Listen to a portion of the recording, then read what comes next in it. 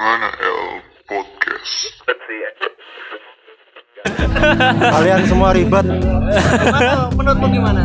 Hobi itu sesuatu yang kita senengin. Oke, terus Passion itu sesuatu yang kita cintai. bedanya apa? Oh iya, beda lah. Contohnya ya aku seneng ngedance gitu ya, nari. Tapi bukan passionku itu. Hidup kamu. Videografi. Ya kan sama aja kan? Kamu juga jalan di tempat ketika ngedance. Sementara videografi masih tetap ada target untuk mengembangkan. Tapi kalau ngedance ya seneng juga. Iya. Tapi nggak ada perkembangan. Gak ada kecintaan buat lebih dalam. Ya, itu sama aja sih. Kamu yang ribet. Terus hambatannya selain keluarga, Waktu tadi. Waktu luang. Jadi manajemen waktu itu harus punya. Setiap pribadi harus punya. Harus bisa memanajemen dengan baik. Meluangkan waktu buat passionnya. Paling enak lagi kalau ini nih ya, men. Ketika pekerjaan kita adalah passion, waktu yang kita gunakan untuk mencari duit itu adalah passion. Mungkin yang bisa melakukan itu musisi sih ya. Artis terkenal itu bisa lah, passionnya musik. Dia dapat pendapatan dari situ dan nggak kecil. Oke, pekerjaan kalau misalnya seni menggambar gitu jadi pekerjaan yang bagus. Terus bertualang dia jadi tour guide. sama nggak sih passion jadi kerjaan sama? Enggak lah, malah bagus. Aku ada punya teman yang tour guide. Dia bilang sampai enak ya berarti sampai kerjaannya ya hobinya sampean. Terus bilang yo beda bro lek tulen nek kanca-kanca seneng tapi lek ambek tamu iku kesel. Oh, berarti dari sisi profesionalitas gitu. Berarti dia bukan nggak punya misalnya passion kan juga bisa kita sangkut pautkan dengan sosial. Kalau misalnya dengan bisa dibilang sosial masuk dalam passion juga itu bagus loh berarti. Dengan ketemu orang baru, tamu, walaupun bagaimanapun orangnya itu menyenangkan dengan dia bertualang dari tour guide. Terus sosialnya juga interest sama tamu-tamunya itu malah lebih bagus lagi. Mungkin karena dianya aja yang bukan orang sosial terlalu sosial. Kalau menurutku sih cari passion lagi yang baru. 2 passionnya. Ya, passion 2. Passion kamu udah 2? Masih 1, tapi kan belum jadi pekerja. Mungkin nanti kalau udah jenuh pasti cari lagi. Aku boleh cerita dikit nggak sih? Enggak boleh. Kan tadi aku cerita kalau passionku videografi kan. Bodoh amat. Tadi kan cerita passionku videografi. Terus tak pakai kerjaan. Di situ aku ngerasa bahwa dalam pekerjaanku aku gak menerapkan idealisku sendiri. Jadi aku pelan-pelan malas gitu. Solusinya gimana mas? Cari hobi passion kedua. Ya, biar gak bosan. Setiap orang pasti punya titik jenuh ya. Iya. Kayaknya lebih cocok kita yang mewawancari Dion. Contohnya Kan aku cerita. kita kerjaan itu juga udah jadi passion. Cari passion lain, misalkan Iya. pelihara hewan atau koleksi apa. Koleksi apa? Vinil. Tapi kamu sendiri gimana? Dalam pekerjaanmu mengaruh nggak? Kamu kan punya idealis sendiri kan?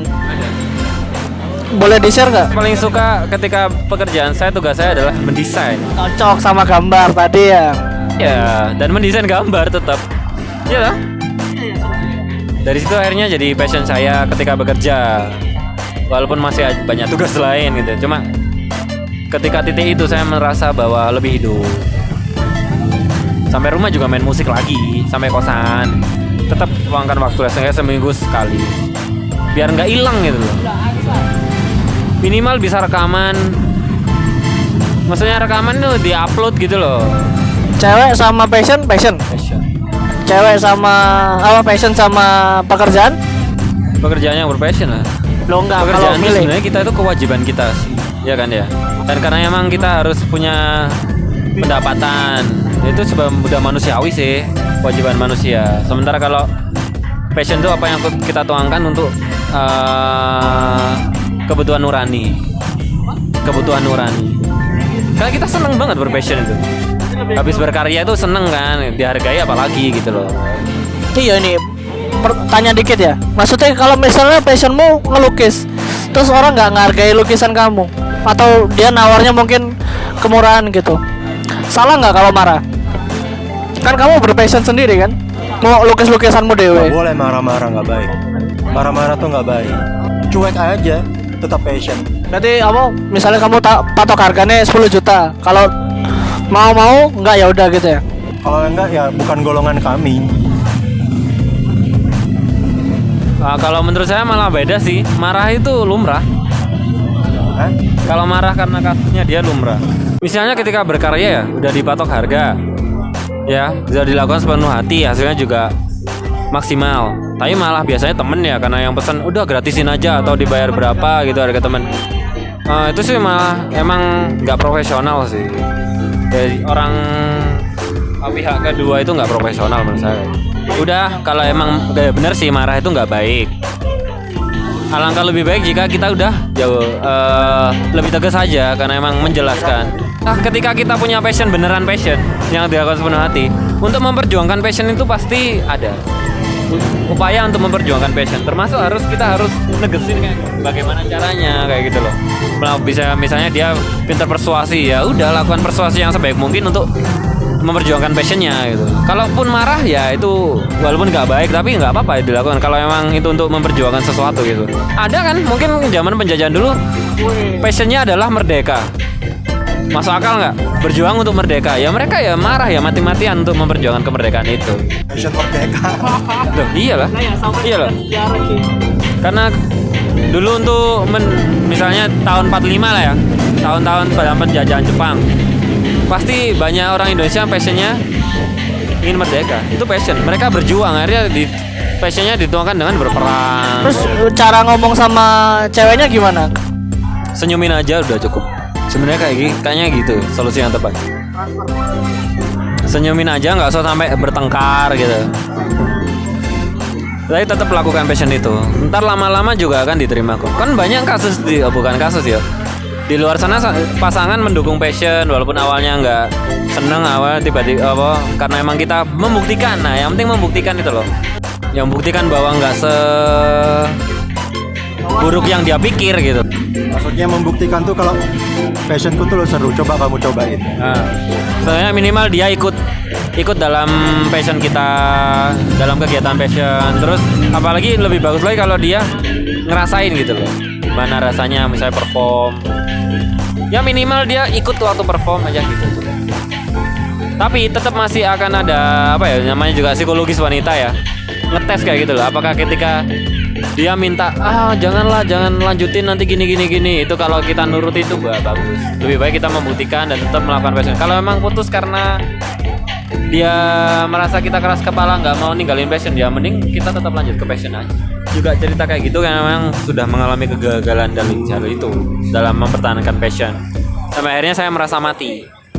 Dulu waktu itu passion saya banyak, lebih dari 1-2 musik ya, mungkin gambar tinggal dulu.